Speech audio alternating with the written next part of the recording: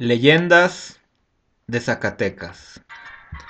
En los primeros siglos de vida de la ciudad de Zacatecas, ya corría de voz en voz un relato que ahora les vamos a contar y que fue escrito a principios del siglo XIX por un habitante de este lugar.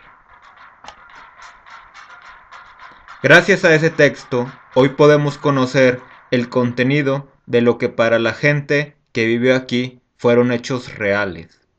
Pero para los que vivimos en el siglo XXI, simplemente podría tratarse de una de las leyendas más antiguas de esta hermosa ciudad. Sin embargo, no debemos ignorar que un gran número de leyendas contienen dos ingredientes que las hacen más interesantes: una porción de verdad y una fuerte cantidad de fantasía, imaginación y de exageraciones deliciosas.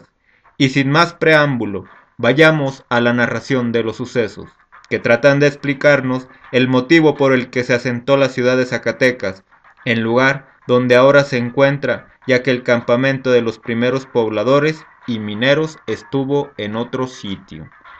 Todo comenzó aquel memorable 8 de septiembre de 1546, cuando el vasco Joanes de Tolosa llegó hasta los pies de un cerro, al que luego se le bautizaría con el nombre de La Bufa.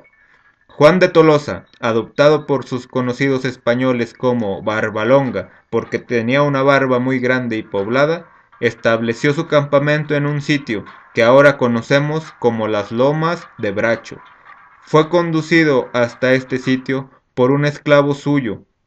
Se trataba de un indígena zacateco, quien al ver a su amo tan ansioso de descubrir minas y tener plata, díjole el indio esclavo: si tanto haces por ese género, yo te llevaré donde hinches las manos y hartes tu codicia.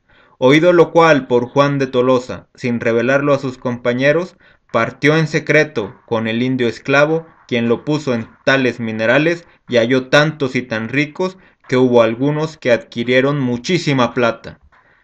Naturalmente, uno de los primeros que entraron en el descubrimiento de estas vetas argentíferas fueron sus amigos Cristóbal de Oñate y Diego de Ibarra, con quienes tenía fuertes vínculos.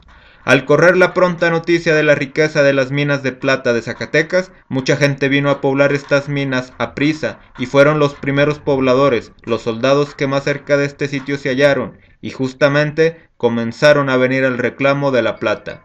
Mucha gente de México, y entre ellos mercaderes y mercaderías. Un rico y afamado minero, don Alonso Villaseca, que era dueño de minas de Guanajuato, también tuvo participación en los ricos minerales de Zacatecas, sobre todo en la mina de Benitillas.